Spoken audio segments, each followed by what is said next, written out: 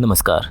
आइए सुनते हैं मुंशी प्रेमचंद का उपन्यास गोदान, मेरी यानी अवनीश राय की आवाज में। होरीराम ने दोनों बैलों को सानी पानी देकर अपनी स्त्री धनिया से कहा, गोबर को ऊख गोड़ने भेज देना, मैं न जाने कब लौटूं, जरा मेरी लाठी दे दो। धनिया के दोनों हाथ गोबर से भरे थे, उपले पात कर आई थी। बोली, अरे कुछ रस पानी तो कर लो, ऐसी जल्दी क्या है। होरी ने अपने झुर्रियों से भरे हुए माथे को सिकोड़ कर कहा, तुझे रस पानी की पड़ी है? मुझे यह चिंता है कि अबेर हो गई तो मालिक से भेंट न होगी, स्नान पूजा करने लगेंगे तो घंटों बैठे बीत जाएगा। इसी से तो कहती हूँ कुछ जलपान कर लो, और आज न चाहोगे तो कौन हरच होगा। अभी तो परसों गए थे। तू जो बात नहीं समझती उसमें टांग क्यों उड़ाती है भाई। मेरी लाठी दे दे और अपना काम देख। यह इसी मिलते जुलते रहने का प्रसाद है कि अब तक जान बची हुई है, नहीं तो कहीं पता न लगता कि किधर गए। गांव में इतने आदमी तो हैं, किस पर बेदखली नहीं आई, किस पर कुड़की नहीं आई। जब दूसरे के पाँवों तले अपनी गर्दन दबी हुई हो तो उन पाँवों को सहलाने में कुशलता है। धनिया इतनी व्यवहार कुशल न थी। उसका विचार था कि हमने जमींदार के खेत जोते हैं तो वह अपना लगान ही तोलेगा, उसकी खुशामद क्यों करें, उसके तलवे क्यों सहलाए। यद्यप अपने विवाहित जीवन के इन 20 वर्षों में उसे अच्छी तरह अनुभव हो गया था कि चाहे कितनी ही कतर विरोध करो, कितनी ही पेट तन काटो, चाहे एक एक कौड़ी को दांत से पकड़ो, तथापि लगान का बेबाक होना मुश्किल है। फिर भी वह हार न मानती थी और इस विषय पर स्त्री पुरुष में आए दिन संग्राम छिड़ा रहता था। उसकी 6 संतानों में अब केवल 3 जिंदा है। एक लड़का गोबर कोई 16 बरस का है और 2 लड़कियां सोना और रूपा 12 और 8 साल की। 3 लड़के बचपन में ही मर गए। उसका मन आज भी कहता था अगर उनकी दवा दारू होती तो वे बच जाते हैं, पर वह एक धेले की दवा भी न मंगवा सकी थी। उसकी उम्र ही अभी क्या थी, 36वां ही साल तो था, पर सारे बाल पक गए थे, चेहरे पर झुर्रियाँ पड़ गई थी, सारी देह ढल गई थी।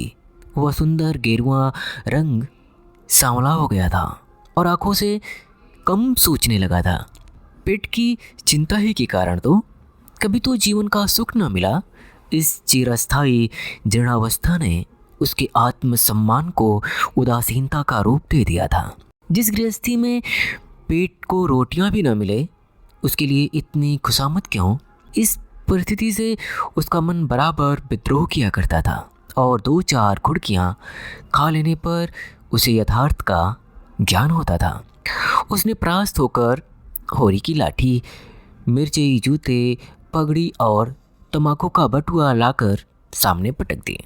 होरी ने उसकी ओर आंखें तेर कर कहा, क्या ससुराल जाना है जो 5 पोशाक लाई है? ससुराल में भी तो कोई जवान साली सरहज नहीं बैठी है जिसे जाकर दिखाऊं। होरी ने गहरे सांवले पिचके हुए चेहरे पर मुस्कुराहट की मृदुता झलक पड़ी। धनिया ने ले जाते हुए कहा, ऐसे ही बड़े सजीले जवान हो कि साली सरहजे देखकर रीझ जाएंगी। होरी ने फटी हुई मिर्जई को बड़ी सावधानी से तह करके खाट पर रखते हुए कहा, तो क्या तू समझती है मैं बूढ़ा हो गया हूँ? अभी तो 40 भी नहीं हुए। मर्द 60 पर पाठे होते हैं। जाकर शीशे में मुंह देखो। तुम जैसे मर्द 60 पर पाठे नहीं होते। दूध घी अंजन लगाने तक को तो मिलता नहीं, पाठे होंगे। तुम्हारी दशा देखकर तो मैं और भी सूखी हो जाती हूँ कि भगवान यह बुढ़ापा कैसा कटेगा, किसके द्वार पर भीख मांगेंगे। होरी की वह क्षणिक मृदुता यथार्थ की इस आंच में झुलस गई। लकड़ी संभालता हुआ बोला, 60 तक पहुंचने की नौबत न आने पाएगी धनिया, इसके पहले ही चल देंगे। धनिया ने तिरस्कार किया, अच्छा रहने दो, मत अशुभ मुंह से निकालो। तुमसे कोई अच्छी बात भी कहे तो कोसने लगते हो। होरी कंधे पर लाठी रखकर घर से निकला तो धनिया द्वार पर खड़ी उस देर तक देखती रही।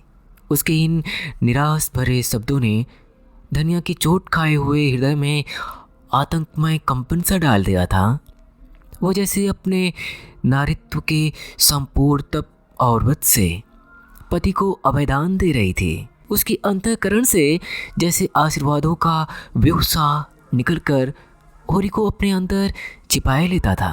विपन्नता के इस अथाह सागर में सुहाग ही वह तृण था जिसे पकड़े हुए वह सागर को पार कर रही थी।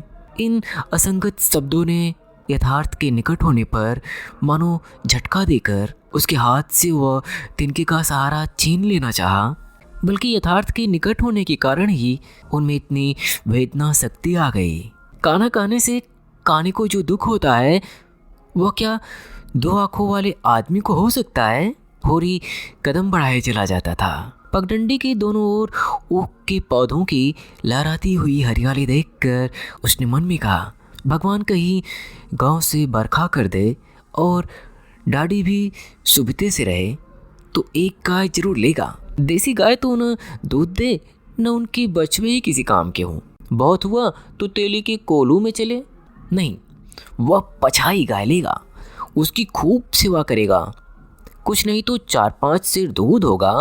गोबर दूध के लिए तरस तरस रह जाता है। इस उम्र में न खाया पिया तो फिर कब खाएगा? साल भर भी दूध पी ले तो देखने लायक हो जाए। बछवे भी अच्छे बैल निकलेंगे।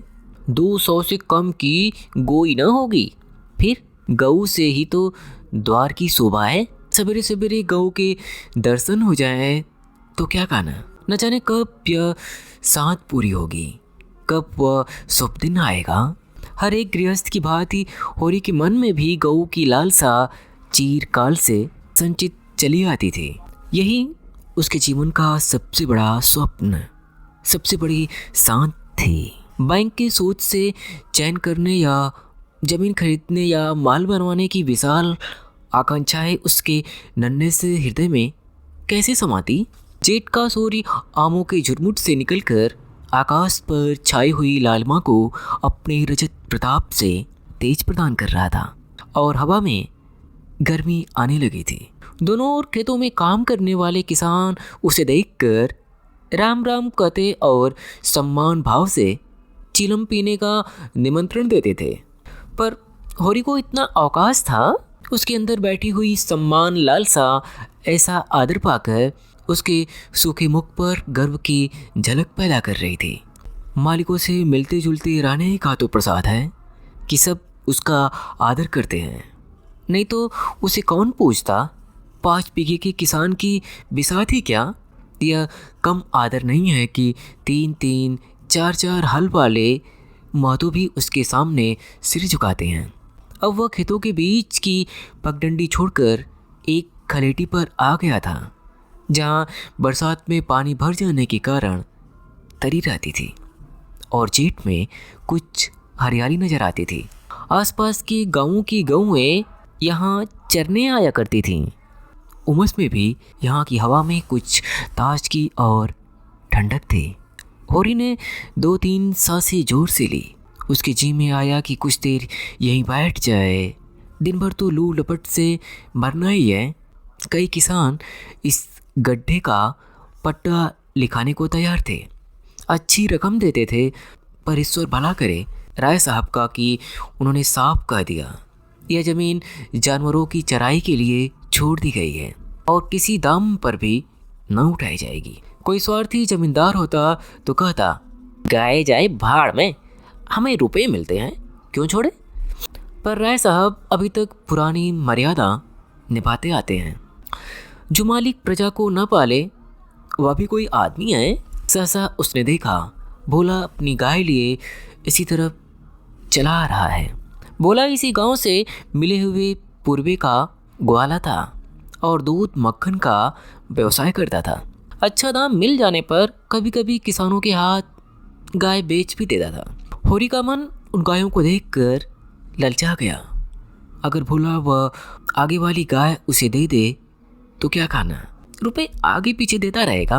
वो जानता था घर में रुपए नहीं है, अभी तक लगान नहीं चुकाया जा सका, विशेषर शाह का भी देना बाकी है, इस पर आने रुपए का सूद चढ़ जाता है।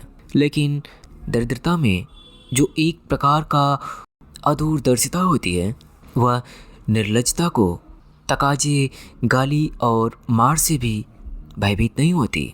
उसने उसे प्रोत्साहित किया। बरसों से जो साथ मन को आंदोलित कर रही थी उसने उसे विचलित कर दिया। भोला के समीप जाकर बोला, राम राम भोला भाई, कहो क्या रंग ढंग है? सुना है अब की मेले से कई गायें लाए हो? भोला ने रुखाई से जवाब दिया। होरी के मन की बात उसने ताड़ ली थी। हाँ, 2 बच्चे और 2 गायें लाया हूँ। पहले वाली गाय सब सूख गई थी, बंदी पर दूध न पहुँचे तो गुजर कैसे हो? होरी ने आगे वाली गाय के पुट्ठी पर हाथ रखकर कहा, तो दारू तो मालूम होती है, कितने मिली? भोला ने सान जमाई। अब की बाजार तेज रहा मातो, इसके 80 रुपये देने पड़े। आंखें निकल गई। 30-30 रुपये तो दोनों कलोरों को दिए। 30 पर गाहक रुपए का 8 सेर दूध मांगता है। बड़ा भारी कलेजा है तुम लोगों का भाई। लेकिन फिर लाए भी तो वह माल की, जहाँ 10-5 गाँवों में तो किसी के पास निकलेगी नहीं। भोला पर नशा चढ़ने लगा। बोला, राय साहब इसके 100 रुपये देते थे, दोनों कलोरों की 50-50 रुपये, लेकिन हमने ना दिए। भगवान ने चाहा तो 100 रुपये इसी ब्याज में पीट लूँगा। इसमें क्या संदेह है भाई?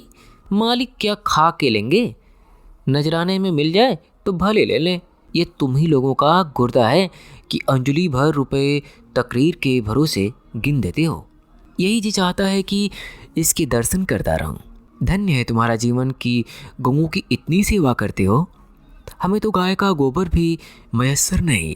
गृहस्थ के घर में एक गाय भी ना हो, कितनी लज्जा की बात है। साल के साल बीत जाते हैं, गोरस के दर्शन नहीं होते। घरवाली बार बार कहती है, भोला भैया से क्यों नहीं खाते? मैं कह देता हूँ, कभी मिलेंगे तो कहूँगा। तुम्हारे स्वभाव से बड़ी प्रसन्न रहती है। कहती है, ऐसा मर्द ही नहीं देखा कि जब बातें करेंगे नीची आंखें करके कभी सिर नहीं उठाते। भोला पर जो नशा चढ़ रहा था उसे इस भरपूर प्याले ने और गहरा कर दिया। भोला, आदमी वही है जो दूसरे की बहू बेटी को अपनी बहू बेटी समझे। जो दुष्ट किसी मेहरिया की ओर ताके उसे गोली मार देना चाहिए। यह तुमने लाख रुपए की बात कह दी भाई। बस सज्जन वही जो दूसरों की आबरू समझे। जिस तरह मर्द के मर जाने से औरत अनाथ हो जाती है, उसी तरह औरत के मर जाने से मर्द के हाथ पांव टूट जाते हैं। मेरा तो घर उजड़ गया महतो, कोई एक लोटा पानी देने वाला भी नहीं। गत वर्ष भोला की स्त्री लू लग जाने से मर गई थी। यह होरी जानता था, लेकिन 50 बरस का खंखड़ भोला भीतर से इतना स्निग्ध है वह न जानता था। स्त्री की लालसा उसकी आंखों में सजल हो गई थी। होरी को आसन मिल गया। उसकी व्यवहारिक कृषक बुद्धि सजग हो गई। पुरानी मसल झूठी थोड़े है। बिन घर नी घर भूत का डेरा। कहीं सगाई क्यों नहीं कर लेते? ताक में हूँ मातो, पर कोई जल्दी फंसता नहीं। 150 खर्च करने को भी तैयार हूँ, जैसी भगवान की इच्छा। अब मैं भी फिराक में रहूँगा। भगवान चाहेंगे तो जल्दी घर बस जाएगा। यही समझ लो कि उबर जाऊँगा भैया। घर में खाने को भगवान का दिया बहुत है। 4 पसेरी रोज दूध हो जाता है, लेकिन किस काम का?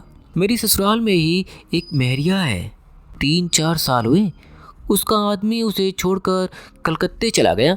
बेचारी पिसाई करके गुजारा कर रही है। बाल बच्चा भी कोई नहीं। देखने सुनने में अच्छी है, बस लक्ष्मी समझ लो। भोला का सिकड़ा हुआ चेहरा जैसे चिकना हो गया। आशा में इतनी सुधा है? भोला, अब तो तुम्हारा ही आसरा है मातो। छुट्टी हो तो चलो एक दिन देख आएं। मैं ठीक ठाक करके तब तुमसे कहूँगा। बहुत उतावली करने से भी काम बिगड़ जाता है। तुम्हारी इच्छा हो तब चलो। उतावली काहे की? इस कबरी पर मन ललचाया हो तो ले लो। यह गाय मेरे मान की नहीं है दादा। मैं तुम्हें नुकसान नहीं पहुंचाना चाहता। अपना धर्म यह नहीं है कि मित्रों का गला दबाएं। जैसे इतने दिन बीते हैं वैसे और भी बीत जाएंगे। तुम तो ऐसी बात करते हो होरी जैसे हम तुम दो हैं। तुम गाय ले जाओ, दाम जो चाहे देना। जैसे मेरे घर रही वैसे तुम्हारे घर रही। 80 रुपये मिली थी, तुम 80 रुपये ही दे देना। जाओ। लेकिन मेरे पास नगद नहीं है दादा, समझ लो। तो तुमसे नगद मांगता कौन है भाई? होरी की छाती गज भर की हो गई। 80 रुपए में गाय मांगी न थी। ऐसा अच्छा डील डाल, दोनों जून में 6-7 सेर दूध, सीधी ऐसी कि बच्चा भी दूध ले। इसका तो एक एक बच्चा 100-100 का होगा। द्वार पर बंधेगी तो द्वार की शोभा बढ़ जाएगी। उसे अभी कोई 400 रुपये देने थे, लेकिन उधार को वह एक तरह से मुफ्त समझता था। कहीं भोला की सगाई ठीक हो गई तो 1-2 साल तो वह बोलेगा भी नहीं। सगाई ना भी हुई तो होरी का क्या बिगड़ता है? यही तो होगा, भोला बार बार तगादा करने आएगा, बिगड़ेगा, गालियाँ देगा। लेकिन होरी को इसकी ज़्यादा शर्म न थी। इस व्यवहार का वह आदी था। कृषक के जीवन का तो यह प्रसाद है। भोला के साथ वह छल कर रहा था और यह व्यापार उसकी मर्यादा के अनुकूल न था। अभी भी लेन देन में उसके लिए लिखा पढ़ी होने और न होने में कोई अंतर न था। सूखे बूढ़े की विपदाएं उसके मन को भीरू बनाए रखती हैं। ईश्वर का रौद्र रूप सदैव उसके सामने आता रहता था, पर वह छल उसकी नीति में छल न था। वह केवल स्वार्थ सिद्धि थी और यह कोई बुरी बात न थी। इस तरह का छल तो वह दिन रात करता था। घर में 2-4 रुपए पड़े रहने पर भी महाजन के सामने कसमें खा जाता था कि एक पाई भी नहीं है। सर को कुछ गीला कर देना और रुई में कुछ बिनौले भर देना उसकी नीति में जायज़ था। और यहाँ तो केवल स्वार्थ न था, थोड़ा सा मनोरंजन भी था। बुड्ढों का बुढ़वस हास्यास्पद वस्तु है और ऐसे बुड्ढों से अगर कुछ ऐंठ भी लिया जाए तो कोई रोष नहीं है। भोला ने गाय की पगैया होरी के हाथ में देते हुए कहा, ले जाओ महोदय, तुम भी क्या याद करोगे? ब्याते ही 6 सेर दूध लेना। चलो मैं तुम्हारे घर पहुंचा दूँ। शायद तुम्हें अनजान समझकर रास्ते में कुछ दिक करे। अब तुमसे सच कहता हूँ, मालिक 90 रुपये देते थे, पर उनके यहाँ गऊओं की क्या कदर। मुझसे लेकर किसी हाकिम हुक्काम को दे देते। हाकिमों को गऊ की सेवा से मतलब नहीं, वह तो खून चूसना भी जानते हैं। जब तक दूध देती रखते, फिर किसी के हाथ बेच देते। किसके पल्ले पड़ती कौन जाने। रुपया ही सब कुछ नहीं होता भैया, कुछ अपना धर्म भी तो है। तुम्हारे घर आराम से रहेगी तो यह ना होगा कि तुम खाकर सो रहो और गऊ भूखी खड़ी रहे। उसकी सेवा करोगे, प्यार करोगे, चुमकारोगे, गऊ हमें आशीर्वाद देगी। तुमसे क्या कहूँ भैया, घर में चंगुल भर भी भूसा नहीं रहा। रुपए सब बाजार में निकल गए। सोचा था महाजन से कुछ लेकर भूसा ले लेंगे, लेकिन महाजन का पहला ही नहीं चुका। उसने इनकार कर दिया। इतने जानवरों को क्या खिलाएं, यही चिंता मारे डालती है। चुटकी चुटकी भर खिलाऊं तो मन भर रोज का खर्च है। भगवान ही पार लगाए तो लगे। होरी ने सहानुभूति के स्वर में कहा, तुमने हमसे पहले क्यों नहीं कहा? हमने एक गाड़ी भूसा बेच दिया। भोला ने माथा ठोक कर कहा, इसलिए नहीं कहा भैया कि सबसे अपना दुख क्यों रोऊं। बांटता कोई नहीं, हंसते सब हैं। जो गाय सूख गई हैं उनका गम नहीं, पत्ती सत्ती खिलाकर जला लूँगा।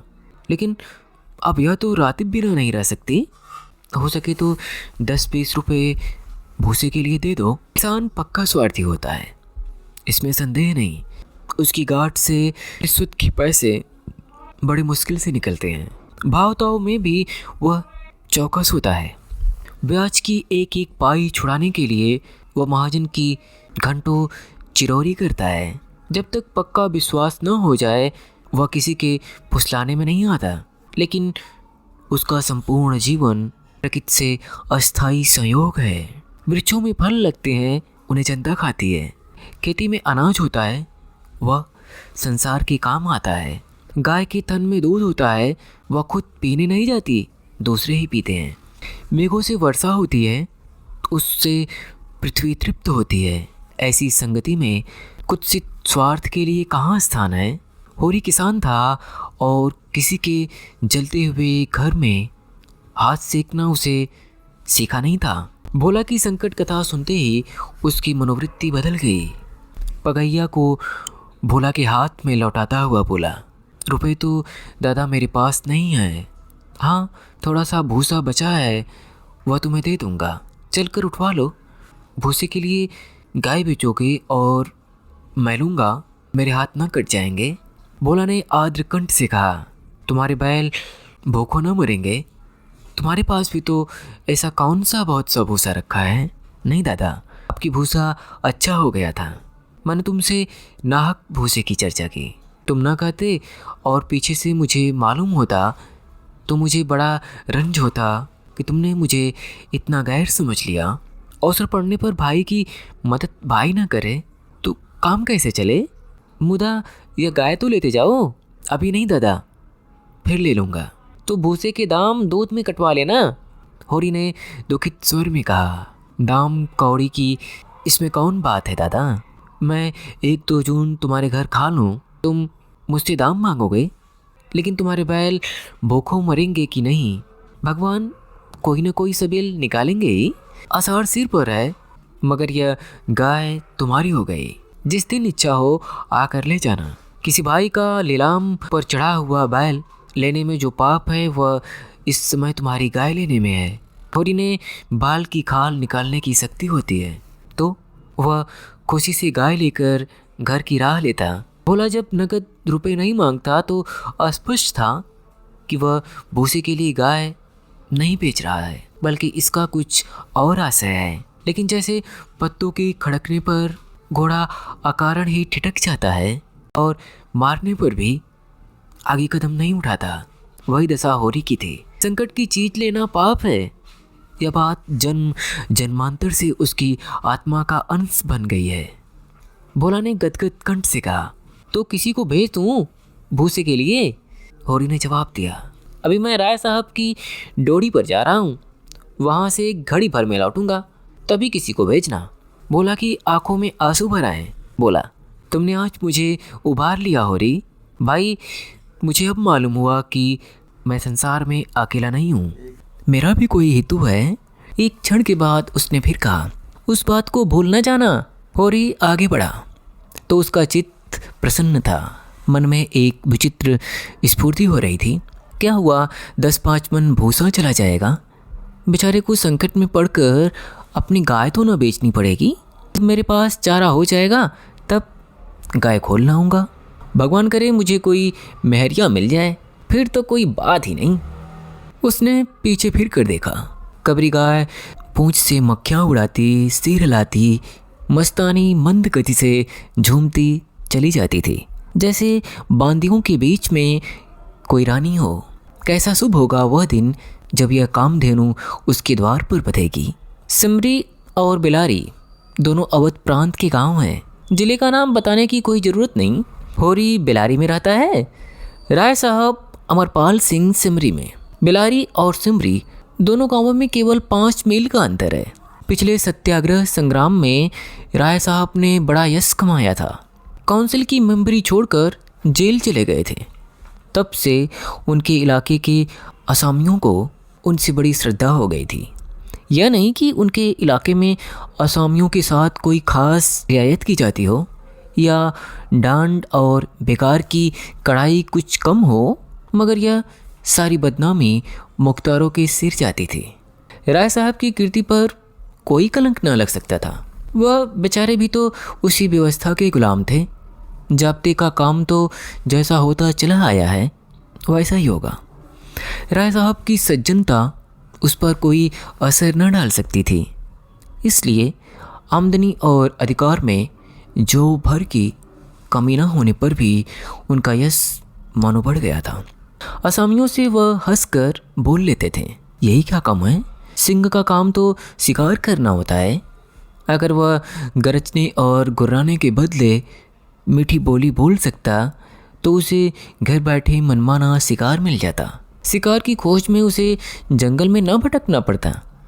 राय साहब राष्ट्रवादी होने पर भी हुक्काम में मेल जोल बनाए रखते थे। उनकी नजरें और डालियाँ और कर्मचारियों की दस्तूरियाँ जैसी की तैसी चली आती थी। साहित्य और संगीत के प्रेमी थे, ड्रामा के शौकीन, अच्छे वक्ता थे, अच्छे लेखक, अच्छे निशानेबाज। उनकी पत्नी को मरे आज 10 साल हो गए मगर दूसरी शादी न की थी। हंस बोलकर अपने मधुर जीवन को बहलाते रहते थे। होरी ड्योढ़ी पर पहुंचा तो देखा कि जेठ के दशहरे के अवसर पर होने वाले धनुष यज्ञ की बड़ी जोर से तैयारियां हो रही है। कहीं रंगमंच बन रहा था, कहीं मंडप, कहीं मेहमानों का आतिथ्य गृह, कहीं दुकानदारों के लिए दुकानें। धूप तेज हो गई थी पर राय साहब खुद काम में लगे हुए थे। अपने पिता से संपत्ति के साथ साथ उन्होंने राम की भक्ति भी पाई थी और धनुष यज्ञ को नाटक का रूप देकर उसे शिष्ट मनोरंजन का साधन बना दिया था। इस अवसर पर उनके यार दोस्त, हाकिम, हुक्काम सभी निमंत्रित होते थे और 2-3 दिन इलाके में बड़ी चहल पहल रहती थी। राय साहब का परिवार बहुत विशाल था। कोई 150 आदमी एक साथ भोजन करते थे। कई चच्चा थे, दर्जनों चचेरे भाई, कई सगे भाई, 20 से भी अधिक नाते के भाई। एक चचा साहब राधा के अनन्य उपासक थे और बराबर वृंदावन में रहते थे। भक्ति रस के कितने ही कवित रच डाले थे और समय समय पर उन्हें छपवा कर दोस्तों की भेंट कर देते थे। एक दूसरे चाचा थे जो राम के परम भक्त थे और फारसी भाषा में रामायण का अनुवाद कर रहे थे। रियासत से सबके वजीफे बंधे हुए थे। किसी को कोई काम करने की ज़रूरत न थी। होरी मंडप में खड़ा अभी सोच ही रहा था कि अपने आने की सूचना राय साहब को कैसे दे। सहसा राय साहब उधर ही आ निकले और उसे देखते ही बोले, अरे तू आ गया होरी, मैं तो तुझे बुलवाने वाला था।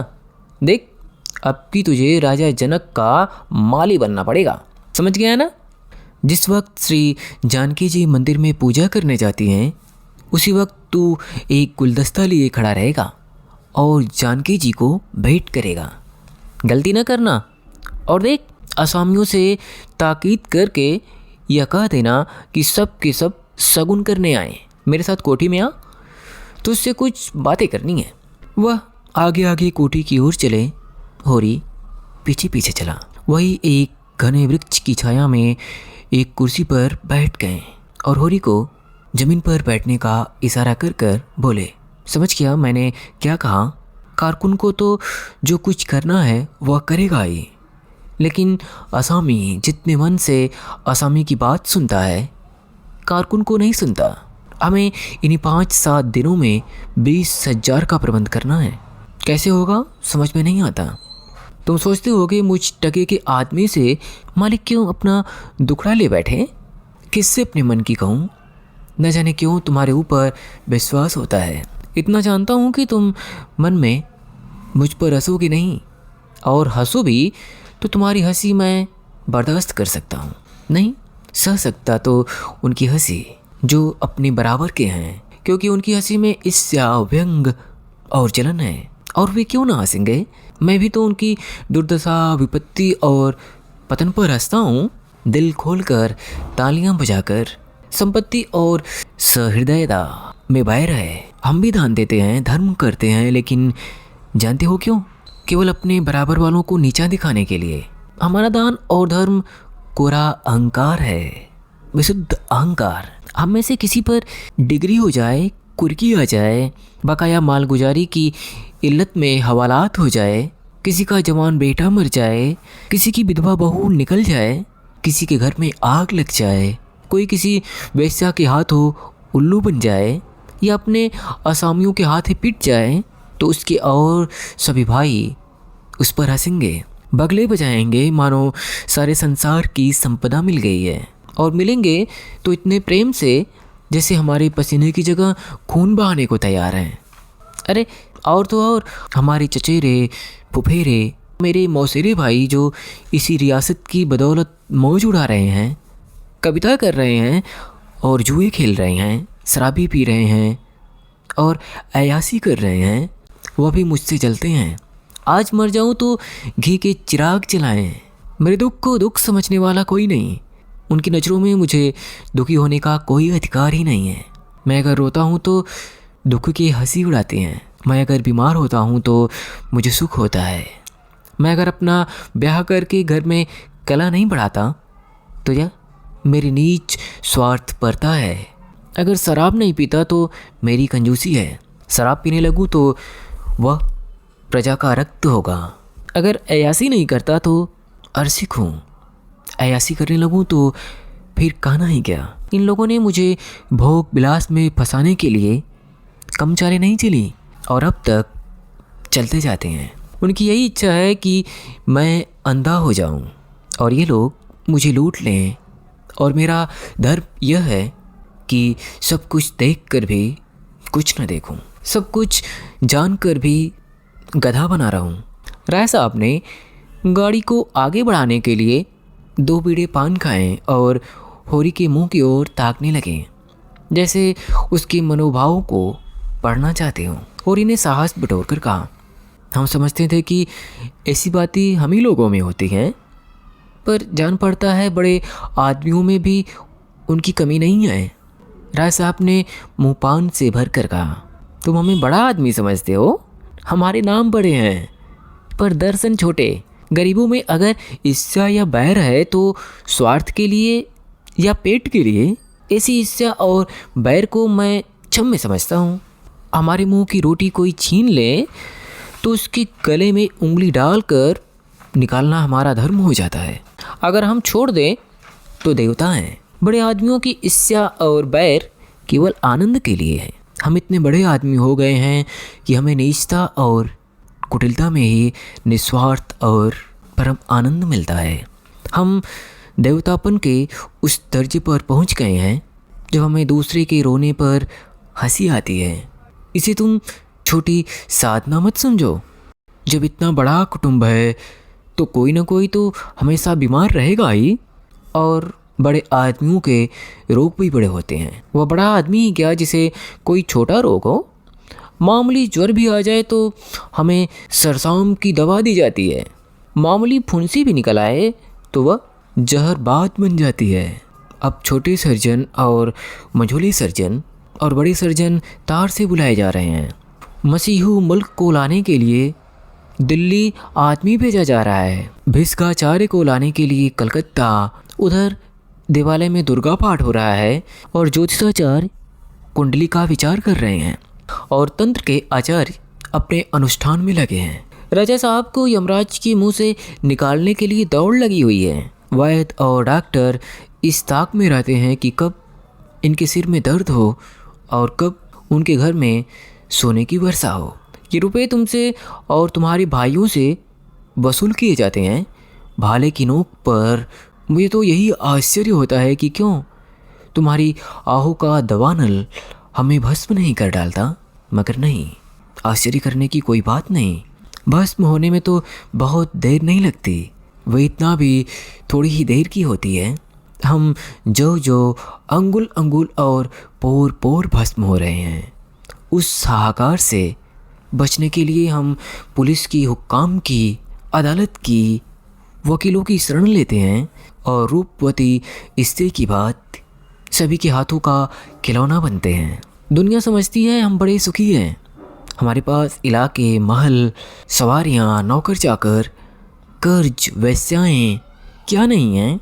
लेकिन जिसकी आत्मा में बल नहीं, अभिमान नहीं, वह और चाहे कुछ हो आदमी नहीं है। जिसे दुश्मन के भय के मारे रात को नींद न आती हो, जिसके दुख पर सब हंसें और रोने वाला कोई न हो, जिसकी चोटी दूसरों के पैरों के नीचे दबी हो, जो भोग विलास के नशे में अपने को बिल्कुल भूल गया हो, जो हुक्काम के तलवे चाटता हो और अपने अधीनों का खून चूसता हो, मैं उसे सुखी नहीं कहता। वह तो संसार का सबसे अभागा प्राणी है। साहब शिकार खेलने आए या दौरे पर, मेरा कर्तव्य है कि उनकी दुम के पीछे लगा रहूं। उनकी बाहों पर सिकन पड़ी और हमारे प्राण सूखे। उन्हें प्रसन्न करने के लिए हम क्या नहीं करते। मगर वह पचड़ा सुनाने लगूं तो शायद तुम्हें विश्वास न आए। डालियाँ और रिश्वतों तक तो खैर गनीमत है, हम सिजदे करने को भी तैयार रहते हैं। मुफ्तखोरी ने हमें अपंग बना दिया है।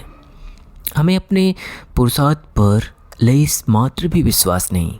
केवल अफसरों के सामने दुम हिला हिलाकर किसी तरह उनके कृपापात्र बने रहना और उनकी सहायता से भी अपनी प्रजा पर आतंक जमाना ही हमारा उद्यम है। पिछलग्गुओं की खुशामदियों ने हमें इतना अभिमानी और तुनक मिजाज बना दिया है कि हम में सील, विनय और सेवा का लोप हो गया है। मैं तो कभी कभी सोचता हूँ कि अगर सरकार हमारे इलाके छीन कर हमें अपने रोजी के लिए मेहनत करना सिखा दे तो हमारे साथ महान उपकार करे। और यह तो निश्चय है कि अब सरकार भी हमारी रक्षा न करेगी। हमसे अब उनका कोई स्वार्थ नहीं निकलता। लक्षण कह रहे हैं कि बहुत जल्द हमारे वर्ग की हस्ती मिट जाने वाली है और उस दिन का स्वागत करने को तैयार बैठा हूँ। ईश्वर वह दिन जल्द लाए, वह हमारे उद्धार का दिन होगा। हम परिस्थितियों के शिकार बने हुए हैं। यह परिस्थिति ही हमारा सर्वनाश कर रही है और जब तक संपत्ति की यह बेड़ी हमारे पैरों से न निकलेगी, जब तक यह अभिशाप हमारे सिर पर मंडराता रहेगा, हम मानवता का वह पद न पा सकेंगे जिस पर पहुंचना ही जीवन का अंतिम लक्ष्य है। राय साहब ने फिर गिलोरी दान निकाला और कई गिलोरियां निकालकर मुंह में भर ली। कुछ और कहने वाले थे कि एक चपरासी ने आकर कहा, सरकार, बेगौरों ने काम करने से इनकार कर दिया है। कहते हैं जब तक हमें खाने को ना मिलेगा हम काम न करेंगे। हमने धमकाया तो सब काम छोड़कर अलग हो गए। राय साहब के माथे पर बल पड़ गए। आंखें निकाल कर बोले, चलो मैं इन दुस्तों को ठीक करता हूँ। जब कभी खाने को नहीं दिया तो आज यह नई बात क्यों? एक आने रोज के हिसाब से मजूरी मिलेगी जो हमेशा मिलती रही है और इस मजूरी पर काम करना होगा, सीधे करे या टेढ़े।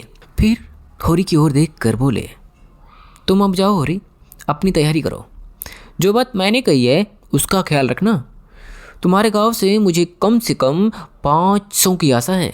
राय साहब चलाते हुए चले गए। होरी ने मन में सोचा, अभी ये कैसी कैसी नीतियाँ और धर्म की बातें कर रहे थे और एकाएक इतने गर्म हो गए। सूर्य सिर पर आ गया था। उसके तेज से अभिभूत होकर वृक्ष ने अपना पसार समेट लिया था। आकाश पर मटियाली गर्द छाई हुई थी और सामने की पृथ्वी कांपती हुई जान पड़ती थी। होरी ने अपना डंडा उठाया और घर चला गया। शगुन के रुपए कहाँ से आएंगे, यही चिंता उसके सिर पर सवार थी। होरी अपने गांव के समीप पहुंचा तो देखा अभी तक गोबर खेत में ऊख कोड़ रहा है और दोनों लड़कियां उसके साथ काम कर रही हैं। लू चल रही थी, बगुले उड़ रहे थे, बोतल धधक रहा था जैसे प्रकृति ने वायु में आग घोल दी हो। ये सब अभी तक खेत में क्यों है? क्या काम के पीछे सब जान देने पर तुले हुए हैं? वह खेत की ओर चला और दूर ही से चिल्लाकर बोला, आता क्यों नहीं गोबर? चक काम ही करता रहेगा। दोपहर ढल गई, कुछ सोचता है कि नहीं? उसे देखते ही तीनों ने कुदालें उठा ली और उसके साथ धो लिए। गोबर सांवला, लंबा, इकहरा युवक था जिसे इस काम में रुचि न मालूम होती थी। प्रसन्नता की जगह मुख पर असंतोष और विद्रोह था। वह इसलिए काम में लगा हुआ था कि वह दिखाना चाहता था उसे खाने पीने की कोई फिक्र नहीं है। बड़ी लड़की सोना लज्जाशील कुमारी थी, सांवली, सुडौल, प्रसन्न और चपल। गाढ़े की लाल साड़ी जिसे वह घुटने से मोड़कर कमर में बांधे हुए थी, उसके हल्के शरीर पर कुछ लदी हुई सी थी और उसे प्रौढ़ता की गरिमा दे रही थी। छोटी रूपा 5-6 साल की छोकरी थी, मैली, सिर पर बालों का एक घोंसला सा बना हुआ, एक लंगोटी कमर में बांधे, बहुत ही ढीठ और रोनी। रूपा ने होरी की टांगों में लिपट कर कहा, काका देखो मैंने एक ढेला भी नहीं छोड़ा। बहन कहती है जब पेड़ तले बैठ, ढेले न तोड़े जाएंगे काका, तो मिट्टी कैसे बराबर होगी? होरी ने उसे गोद में उठा प्यार करते हुए कहा, तूने बहुत अच्छा किया बेटी, चल घर चलें। कुछ देर अपने विद्रोह को दबाए रहने के बाद गोबर बोला, ये तुम रोज रोज मालिकों की खुशामद करने क्यों जाते हो? बाकी न चुके तो प्यादा आकर गालियाँ सुनाता है, बेकार देनी ही पड़ती है। नज़र नजराना सब तो हमसे भराया ही जाता है, फिर किसी की क्यों सलामी करो? इस समय यही भाव होरी के मन में भी आ रहे थे, लेकिन लड़के के इस विद्रोह भाव को दबाना जरूरी था। बोला, सलामी करने न जाए तो रहे कहाँ? भगवान ने जब गुलाम बना दिया है तो अपना क्या बस है? यह इसी सलामी की बरकत है कि द्वार पर मड़ैया डाल ली और किसी ने कुछ नहीं कहा। गोरे ने अपने द्वार पर खूंटा गाड़ा था, जिस पर कारिंदों ने 2 रुपये डांड ले लिए थे। तलैया से कितनी मिट्टी हमने खोदी, कारिंदों ने कुछ नहीं कहा। दूसरा खोदी तो नज़र देनी पड़े। अपने मतलब के लिए सलामी करने जाता हूँ। पाँव में सनीचर नहीं है और न सलामी करने में कोई बड़ा सुख मिलता है। घंटों खड़े रहो तब जाकर मालिक को खबर होती है। कभी बाहर निकलते हैं, कभी कहला देते हैं कि फुर्सत नहीं है। गोबर ने कटाक्ष किया। बड़े आदमियों की हाँ में हाँ मिलाने में कुछ न कुछ आनंद तो मिलता ही है, नहीं तो लोग मेंबरी के लिए क्यों खड़े हों? जब सिर पर पड़ेगी तब मालूम पड़ेगा बेटा। अभी जो चाहे कह लो। पहले मैं भी यही सब बातें सोचा करता था, पर अब मालूम हुआ कि हमारी गर्दन दूसरे के पैरों के नीचे दबी हुई है, अकड़कर निभा नहीं हो सकता। पिता पर अपना क्रोध उतार कर गोबर का मन कुछ शांत हो गया और चुपचाप चलने लगा। सोना ने देखा रूपा बाप की गोद में चढ़ी बैठी है तो उसे इससे हुई। वह रूपा को डांट कर बोली, अब गोद से उतरकर पाँव पाँव क्यों नहीं चलती? क्या तेरे पाँव टूट गए हैं? रूपा ने सोना को चिढ़ाने के लिए बाप की गर्दन में हाथ डालकर ढिठाई से कहा, न उतरेंगे, जाओ। काका, बहन हमको रोज चिढ़ाती है कि तू रूपा है, मैं सोना हूँ, मेरा नाम कुछ और रख दो। होरी ने सोना को बनावटी रोज से देख कर कहा, तू इसे क्यों चिढ़ाती है सोनिया? सोना तो देखने भर को है, निवाह तो रूपा से होता है। रूपा ना हो तो रुपए कहाँ से बने बता? सोना ने अपने पक्ष का समर्थन किया। सोना ना हो तो मोरे कैसे बने? नथुनिया कहाँ से आए? कंठा कैसे बने? गोबर भी एकाएक इस विनोदमय विवाद में शरीक हो गया। वह रूपा से बोला, तू कह दे कि सोना तो सूखी पत्ती की तरह पीला होता है, रूपा तो उजला होता है जैसे सूरज। सोना बोली, शादी ब्याह में पीली साड़ी पहनी जाती है, उजली साड़ी कोई नहीं पहनता। रूपा इस दलील से परास्त हो गई। गोबर और होरी की कोई दलील इसके सामने न ठहर सकी। उसने क्षुब्ध आंखों से होरी को देखा। होरी को एक नई युक्ति सूझ गई। बोला, सोना बड़े आदमियों के लिए है, हम गरीबों के लिए तो रूपा ही है। जैसे जौ को राजा कहते हैं, गेहूं को चमार, इसलिए ना कि गेहूं बड़े आदमी खाते हैं, जो हम लोग खाते हैं। सोना के पास इस संबल युक्ति का कोई जवाब न था। परास्त होकर बोले, तुम सब जने एक और हो गए, नहीं तो रुपया को रुला कर छोड़ती। रूपा ने उंगली मटका कर तेज आवाज में कहा, ए राम सोना चमार। इस विजय का उसे इतना आनंद हुआ कि बाप की गोद में रह न सकी, जमीन पर कूद पड़ी और उछल उछल कर यही रट लगाने लगी, रूपा राजा सोना चमार, रूपा राजा सोना चमार। ये लोग घर पहुँचे तो धनिया द्वार पर खड़ी इनकी बाट जो रही थी। रुष्ट होकर बोली, आज इतनी देर क्यों गोबर? काम के पीछे कोई परान थोड़े दे देना है। फिर पति से गर्म होकर कहा, तुम भी वहाँ से कमाई करके लौटे तो खेत में पहुँच गए। खेत कहीं भागा जाता था? द्वार पर कुआं था। होरी और गोबर ने एक एक कलसा पानी सिर पर उड़ेला, रूपा को नहलाया और भोजन करने गए। जौ की रोटियां थीं पर गेहूं जैसी सफ़ेद और चिकनी। अरहर की दाल थी जिसमें कच्चे आम पड़े हुए थे। रूपा बाप की थाली में खाने बैठी। सोना ने उसे ईर्ष्या भरी आंखों से देखा, मानो कह रही थी, वाह रे दुलार। धनिया ने पूछा, मालिक से क्या बात हुई? होरी ने लोटा भर पानी चढ़ाते हुए कहा, यही तहसील वसूल की बात थी, और क्या। हम लोग यही समझते हैं बड़े आदमी बहुत सुखी होंगे, लेकिन सच पूछो तो वह हमसे भी ज़्यादा दुखी हैं। हमें अपने पेट की ही चिंता है, उन्हें हजारों चिंताएं घेरी रहती हैं। राय साहब ने और क्या क्या कहा? वह कुछ होरी को याद न था। उस सारे कथन का खुलासा मात्र उसके स्मरण में चिपका हुआ रह गया था। गोबर ने व्यंग किया, तो फिर अपना इलाका हमें क्यों नहीं दे देते? हम अपना खेत, बैल, हल, कुदाल सब उन्हें देने को तैयार हैं। करेंगे बदला। यह सब धूर्तता है, नीरी मुठमर्दी। जिसे दुख होता है वह दर्जनों मोटरें नहीं रखता, महलों में नहीं रहता, हलवा पूरी नहीं खाता और न नाच रंग में लिप्त रहता है। मजे से राज का सुख भोग रहे हैं, उस पर दुखी हैं।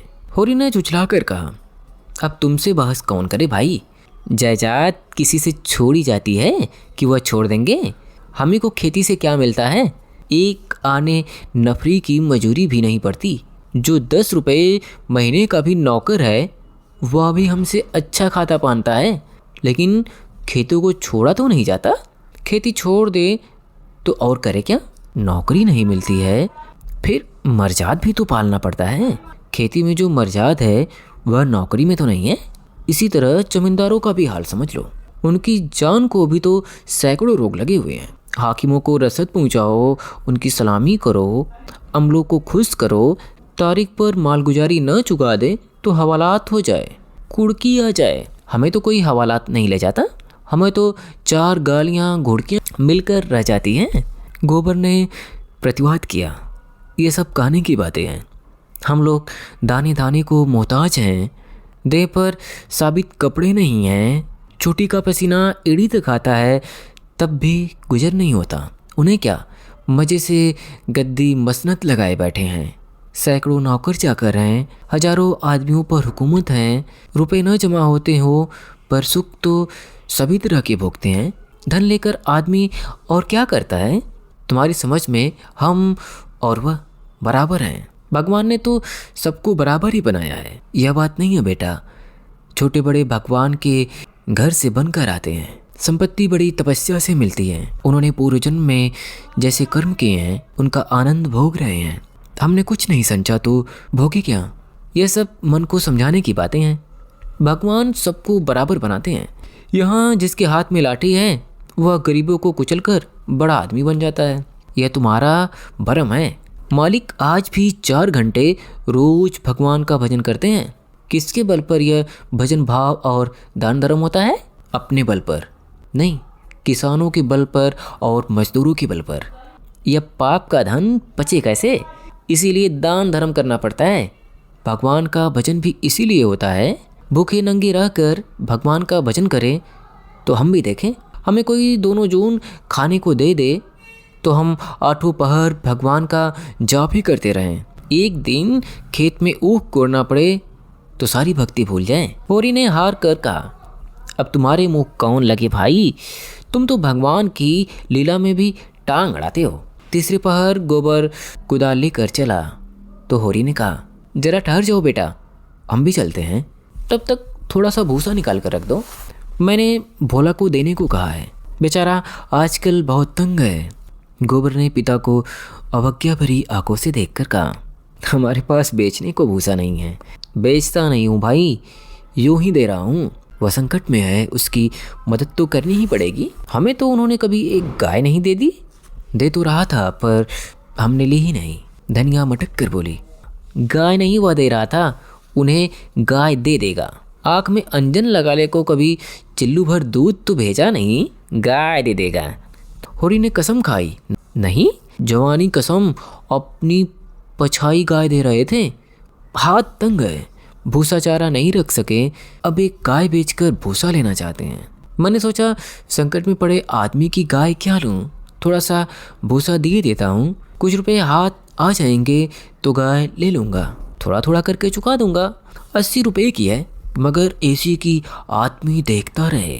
गोबर ने आड़े हाथों लिया, तुम्हारा यही धर्मात्मापन तो तुम्हारी दुर्गति कर रहा है। साफ साफ तो बात है, 80 रुपये की गाय है, हमसे 20 रुपये का भूसा ले ले और गाय हमें दे दे। 60 रुपये रह जाएंगे, वो हम धीरे धीरे दे देंगे। होरी रहस्यमय ढंग से मुस्कुराया, मैंने ऐसी चाल सोची है कि गाय सेंत मेत में हाथ में आ जाए। कहीं भोला की सगाई ठीक करनी है, बस 2-4 मन भूसा तो खाली अपना रंग जमाने को देता हूँ। गोबर ने तिरस्कार किया, तो तुम अब सबकी सगाई ठीक करते फिरोगे? धनिया ने तीखी आंखों से देखा, अब यही एक उद्यम तो रह गया है, नहीं देना हमें भूसा किसी को। यहाँ भोला भाली किसी का कर्ज नहीं खाया है। होरी ने अपनी सफाई दी। अगर मेरे जतन से किसी का घर बस जाए तो इसमें कोई बुराई है? गोबर ने चिलम उठाई और आग लेने चला गया। उसे यह झमेला बिल्कुल नहीं भाता था। धनिया ने सिर हिलाकर कहा, जो उनका घर बसाएगा वह 80 रुपये की गाय लेकर चुप न होगा, यह मैं जानता हूँ, लेकिन उसकी भल मनसही को भी तो देखो। मुझसे जब मिलता है तो तेरा बखान ही करता है। ऐसी लक्ष्मी है, ऐसी सलीकेदार है। धनिया के मुख पर स्निग्धता झलक पड़ी। मन भाए मुड़िया हिलाए वाले भाव से बोली, मैं उनके बखान की भूखी नहीं हूँ, अपना बखान धरे रहे। होरी ने स्नेह भरी मुस्कान के साथ धनिया की ओर देखकर कहा, मैंने तो कह दिया भैया, वरनाक पर मक्खी भी नहीं बैठने देती। गालियों से बात करती है, लेकिन वह यही कहे जाए कि वह औरत नहीं लक्ष्मी है। बात यह है कि उसकी घरवाली जबान की बड़ी तेज थी। बेचारा उसकी डर के मारे भागा भागा फिरता था। बोलता था, जिस दिन तुम्हारी घरवाली का मुंह सवेरे देख लेता हूँ उस दिन कुछ न कुछ जरूर हाथ लगता है। मैंने कहा, तुम्हारे हाथ लगता होगा, यहाँ तो रोज देखते हैं, कभी पैसे से भेंट नहीं होती। तुम्हारे भाग ही खोटे हैं तो मैं क्या करूं? लगा अपनी घरवाली की बुराई करने। भिखारी को भीख तक नहीं देती थी, झाड़ू लेकर मारने दौड़ती थी। लालचीन ऐसी थी कि नमक तक दूसरों के घर से मांगती थी।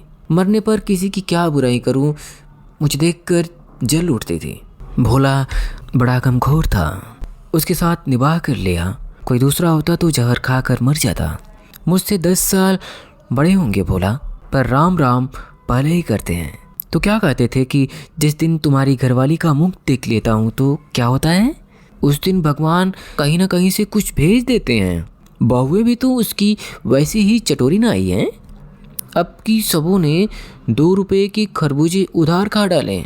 उधार मिल जाए तो फिर उन्हें चिंता ही नहीं होती कि देना भी पड़ेगा या नहीं। और बोला, रोते काहे को है? गोबर आकर बोला, भोला दादा आ पहुँचे, मन 2 मन भूसा है वह उन्हें दे दो, फिर उनकी सगाई ढूंढने निकलो। धनिया ने समझाया, आदमी द्वार पर बैठा है, उसके लिए खाट वाट तो डाल नहीं दी, ऊपर से लगे भुनभुनाने। कुछ तो भलमन सही सीखो। कलसा ले जाओ, पानी भर कर रख दो, हाथ मुंह धोए, कुछ रस पानी पिला दो। मुसीबत में ही आदमी दूसरों के सामने हाथ फैलाता है। होरी बोला, रस वस का काम नहीं है, कौन कोई पाहुने आए हैं? धनिया बिगड़ी, पाहुने और कैसे होते हैं? रोज रोज तो तुम्हारे द्वार पर नहीं आते हैं। इतनी दूर से धूप धाम से आए हैं, प्यास लगी होगी। रुपया देख, डब्बे में तम्बाकू है कि नहीं? गोबर के मारे काहे को बची होगी। दौड़कर 1 पैसे की तम्बाकू सहुआइन की दुकान से ले लें। भोला की आज जितनी खातिर हुई और कभी न हुई होगी। गोबर ने खाद डाल दी, सोना ने रस घोल लाई, रूपा तम्बाकू भर लाई। धनिया द्वार पर किवाड़ की आड़ में खड़ी अपने कानों से अपना बखान सुनने के लिए अधीर हो रही थी। भोला ने चिलम अपने हाथ में लेते हुए कहा, अच्छी घरनी घर में आ जाए तो समझ लो लक्ष्मी आ गई। वही जानती है छोटे बड़े का आदर सत्कार कैसे करना चाहिए। धनिया के हृदय में उल्लास का कंपन हो रहा था। चिंता, निराशा और अभाव से आहत आत्मा इन शब्दों में एक कोमल शीतल स्पर्श का अनुभव कर रही थी। होरी जब भोला का खांचा उठाकर भूसा लाने अंदर चला तो धनिया भी उसके पीछे पीछे चली। होरी ने कहा, जाने कहाँ से इतना बड़ा खांचा मिल गया, किसी भड़भुंजे से मांग लिया होगा। मन भर से कम न भरेगा, 2 खांचे भी दिए तो 2 मन निकल जाएंगे। धनिया फूली हुई थी, मलामत की आंखों से देखती हुई बोली, या तो किसी को न्योता न दो और दो तो भरपेट खिलाओ। तुम्हारे पास फूल पत्र लेने थोड़े ही आए हैं, चंगेरी लेकर चलते हैं। देते ही हो तो 3 खांचे दे दो। भला आदमी लड़कों को क्यों नहीं लाया? अकेले कहाँ तक ढोएगा, जान निकल जाएगी। 3 खांचे तो मेरे दिए न दिए जाएंगे, तब क्या 1 खांचा देकर बुट्टा लोगे? गोबर से कह दो अपना खांचा भर कर उनके साथ चला जाए। गोबर ऊख गोड़ने जा रहा है, एक दिन न गोड़ने से ऊख सूख न जाएगी। यह तो उनका काम था, किसी को अपने साथ ले लेते। भगवान के लिए 2-2 बेटे हैं, ना होंगे घर पर, दूध लेकर बाजार गए होंगे। यह तो अच्छी दिल लगी है कि अपना माल भी दो और उसे घर तक पहुंचा भी दो। लाद दें, लदा दें, लादने वाला साथ कर दें। अच्छा भाई, कोई मत जाए, मैं पहुंचा दूंगी। बड़ों की सेवा करने में लाज नहीं है। और 3 खांचे उन्हें दे दूं तो अपने बैल क्या खाएंगे? यह सब तो न्योता देने के पहले सोच लेना था। न हो तुम और गोबर दोनों जने चले जाओ। मुरव्वत की तरह की जाती है, अपना घर उठाकर नहीं दिया जाता। अभी जमींदार का प्यादा आ जाए तो अपने सिर पर भूसा लाद कर पहुंचाओगे तुम, तुम्हारा लड़का लड़की सब। और वहाँ शायद मन लकड़ी भी फाड़नी पड़े। जमींदार की बात और है। हाँ, वह डंडे की जोर पर काम लेता है ना, इसीलिए उसके खेत नहीं जोतते। खेत जोतते हैं तो लगान नहीं देते। अच्छा भाई, जान न खा, हम दोनों चले जाएंगे। कहाँ से मैंने इन्हें भूसा देने के लिए कह दिया। या तो चलेगी नहीं, या तो चलेगी तो दौड़ने लगेगी। दोनों खांचे भूसे से भर दिए गए। गोबर कूड़ रहा था। उसे अपने बाप के व्यवहार में जरा भी विश्वास न था। वह समझता था यह जहाँ जाते हैं वहीं कुछ न कुछ घर से खो आते हैं। धनिया प्रसन्न थी। रहा होरी, वह धर्म और स्वार्थ के बीच में डूब उतरा रहा था। होरी और गोबर मिलकर एक खांचा बाहर लाए। भोला ने तुरंत अपने अंगोछी का बीड़ा बनाकर सिर पर रखते हुए कहा, मैं इसे रखकर भागा आता हूँ, एक खांचा और लूँगा। होरी बोला, एक नहीं, अभी 2 और भरे धरे हैं और तुम्हें न आना पड़ेगा। मैं और गोबर एक एक खांचा लेकर तुम्हारे साथ ही चलते हैं। भोला अस्तमित हो गया। होरी उसे अपना भाई, बल्कि उससे भी निकट जान पड़ा। उसे अपने भीतर ऐसी तृप्ति का अनुभव हुआ जिसने उसके संपूर्ण जीवन को हरा कर दिया। तीनों भूसा लेकर चलें तो राह में बातें होने लगी। भोला ने पूछा, दशहरा आ रहा है, मालिकों के द्वार पर तो बड़ी धूमधाम होगी। हाँ, तंबू समियाना गढ़ रहा है। अब की लीला में मैं भी काम करूँगा। राय साहब ने कहा है तुम्हें राजा जनक का माली बनना पड़ेगा। मालिक तुमसे बहुत खुश हैं, उनकी दया है। एक क्षण के बाद भोला ने फिर पूछा, शगुन करने के लिए रुपये का कुछ जुगाड़ कर लिया है? माली बन जाने से तो गला ना छूटेगा। होरी ने मुंह का पसीना पोंछ कर कहा, उसी की चिंता तो मारे डालती है दादा। अनाज तो सबका सब खलिहान में ही तुल गया। जमींदारों ने अपना लिया, महाजन ने अपना लिया। मेरे लिए 5 सेर अनाज बच रहा। यह भूसा तो मैंने रातों रात ढोकर छिपा दिया था, नहीं तिनका भी नहीं बचता। जमींदार तो एक ही है, मगर महाजन 3-3, सौवाइन अलग और मंगरू अलग और दाता दिन पंडित भी अलग। किसी का ब्याज भी पूरा न चुका। जमींदार के भी आधे रुपये बाकी पड़े हैं। सौवाइन से फिर रुपये उधार लिए तो काम चला। सब तरह किफ़ायत करके देख लिया भैया, कुछ नहीं होता। हमारा जन्म इसीलिए हुआ है कि अपना रक्त बहाएं और बड़ों का घर भरे।